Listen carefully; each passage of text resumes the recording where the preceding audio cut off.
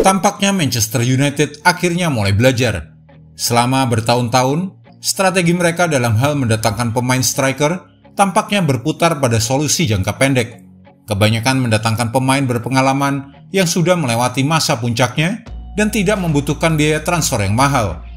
Zlatan Ibrahimovic, Edinson Cavani, dan Cristiano Ronaldo edisi kedua adalah beberapa contohnya dan memang tidak bisa disalahkan jika mereka tidak bisa memberikan kontribusi apapun. Meskipun ada juga skema pinjaman seperti Radamel Falcao, Odion Ighalo, dan Wout Weghorst. Namun kedatangan Rasmus Højlund yang berusia 20 tahun pada musim panas lalu menunjukkan pendekatan yang lebih segar. Dan rekrutan pertama mereka pada musim 2024-2025 juga terlihat sangat sesuai dengan keinginan untuk membeli pemain berpotensi dan mengembangkannya. Mari kita lihat dampak dari kedatangan striker anyar Manchester United dan apa saja kelebihannya. Jangan skip video ini dan simak analisanya sebagai berikut. Gaya bermain sepak bola jalanan ala Joshua Zirkzee. Joshua Zirkzee mungkin bukan nama yang familiar bagi banyak pendukung United. Tetapi baru saja berusia 23 tahun, ia telah menawarkan perpaduan menarik antara prospek dan kemampuan yang sudah matang. Membantu Bolonya lolos ke Liga Champions musim lalu. Zirkzee akan menjadi perekrutan yang signifikan dan terlihat menarik sejak awal. Lagi pula, Manchester United menyukai penyerang tengah yang maverick, alias pemain yang bermain bebas, dan Zirkzee benar-benar cocok dengan sebutan itu. Eric Cantona, Dimitar Berbatov, dan Ibrahimovic termasuk di antara mereka yang telah beraksi di lapangan Old Trafford. Dan Zirkzee secara gaya bermain lebih dekat dengan mereka daripada dengan Højlund. Jelas ekspektasi jangan muluk-muluk dulu. Tidak ada yang mengatakan Zirkzee akan memiliki dampak seperti Cantona di United. Tetapi pemain Belanda itu memiliki gaya yang cukup unik untuk masa kini. Jika pemain sayap yang cepat seperti Marcus Rashford atau striker yang terlihat ingin menusuk seperti Højlund adalah tipikal sepak bola modern, maka Zirkzee berasal dari masa lain. Dia menawarkan sesuatu yang sama sekali berbeda kepada United. Pemain dengan peran nomor 9,5. Dibentuk dengan menghabiskan masa-masa pendidikannya di Cruyff Courts, lapangan sepak bola yang dikurung yang dipelopori oleh Johan Cruyff Foundation di Schiedam, Rotterdam, gaya bermain Zirkzee memiliki banyak ciri khas pemain sepak bola jalanan. Pertama-tama, dia selalu ingin mendapatkan bola. Di Serie A musim lalu, satu-satunya penyerang yang rata-rata memiliki sentuhan lebih banyak dari 49,5 per 90 menit yang minimal bermain selama 900 menit adalah pemain sayap atau penyerang lebar. Dan dia juga rata-rata melakukan 4,3 dribble. Sekali lagi, tidak ada penyerang tengah yang memiliki peringkat lebih tinggi dan Zirkzee hanya kalah oleh 7 pemain sayap. Keinginannya untuk menguasai bola seringkali terwujud dengan dia turun ke posisi yang lebih dalam dan mencoba menghubungkan permainan. Tapi ini bukan hanya sekedar memberikan umpan satu sentuhan kepada rekan satu tim terdekat, tapi dia juga berkembang dengan merasakan kehadiran bek di belakangnya. Mengetahui dia memiliki kemampuan teknis dan kelincahan secara umum untuk melindungi bola dan menggiring atau melewati lawannya. Thiago Motta dan Ronald Koeman, pelatihnya masing-masing di Bolonya dan di Belanda, keduanya menyebut Zirkzee sebagai pemain dengan peran nomor 9,5. Dibandingkan dengan pemain masa lalu, tentu bukan fenomena baru baginya.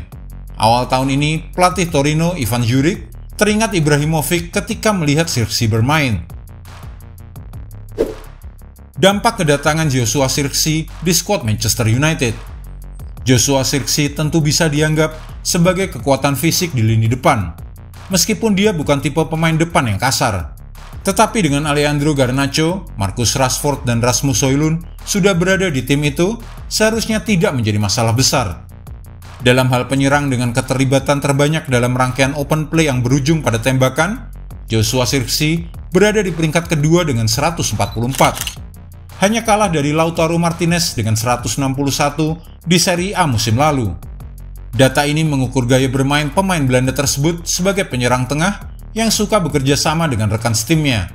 Sementara fakta bahwa ia mencatat jumlah terbanyak kedua di antara para penyerang dalam hal melakukan tembakan dan terlibat dalam pembangunan serangan sebanyak 16 kali membuktikan bahwa ia masih bisa menjadi ancaman di depan gawang. Mempertimbangkan kecenderungannya untuk lebih terlibat dalam pembangunan serangan, perlu juga melihat kebiasaan Zirkzee dalam menggunakan bola. 58 umpan progresifnya adalah yang terbanyak di antara pemain yang menghabiskan setidaknya 85% menit mereka sebagai penyerang tengah. Dan dia hanya berada di belakang Martinez untuk umpan terobosan di antara kelompok pemain yang sama. Jadi meski tidak selalu menjadi penyerang yang menempati area paling maju di lapangan, ia tetap menunjukkan mentalitas progresif yang positif.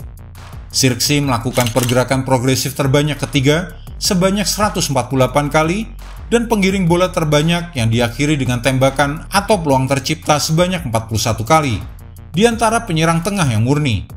Demikian pula penting untuk dicatat bahwa tidak ada orang lain di grup pemain yang sama yang bisa melebihi 39 peluang yang diciptakannya dalam open play.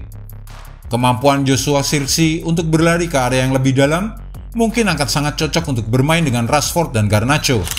Dengan pergerakannya ini, Xerxes berpotensi menciptakan lebih banyak ruang bagi para pemain sayap yang unggul dalam situasi serangan balik.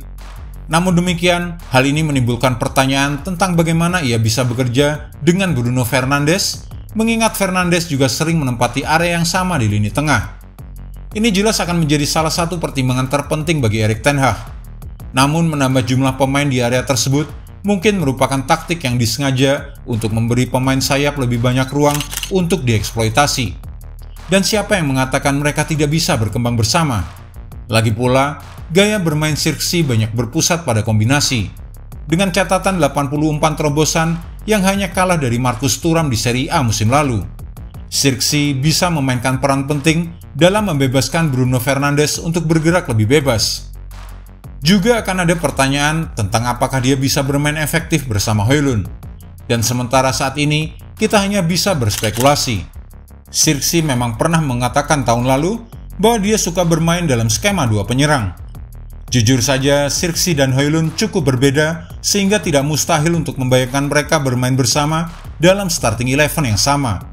Dan Højlund sendiri tampaknya lebih sering membutuhkan bantuan musim lalu. Catatan keseluruhan Xerxes di depan gawang musim lalu terbilang cukup sederhana. Mencetak 9 gol non-penalti dalam 34 penampilan Serie A.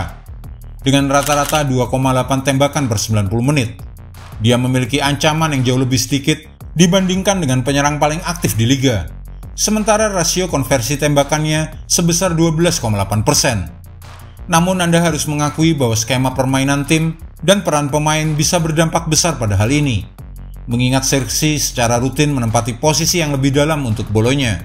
Wajar jika jumlah tembakannya sedikit berkurang karena dia menghabiskan lebih banyak waktu di luar area paling berbahaya.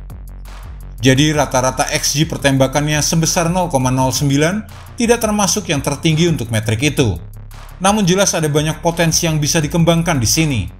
Bagaimanapun, 8 dari gol non-penalti tersebut dicetak di dalam kotak penalti. Dan konversi peluang emas sebesar 66,7% hanya diungguli oleh 4 penyerang lainnya yang bermain minimal selama 900 menit. Yang berarti dia cukup bisa diandalkan ketika peluang bagus datang. Tentu saja tidak mungkin untuk mengatakan dengan pasti apakah Xerxes akan sukses di United atau tidak. Tetapi pada saat ini tidak ada perdebatan bahwa dia memiliki potensi yang besar, menawarkan sesuatu yang berbeda bagi Manchester United, dan semoga dia akan membuat para fans bersorak. Ini adalah titik awal yang cukup bagus. Jika Anda menyukai video ini, jangan lupa klik like, share, subscribe, dan tendang loncengnya agar tak ketinggalan update terbaru dari kami.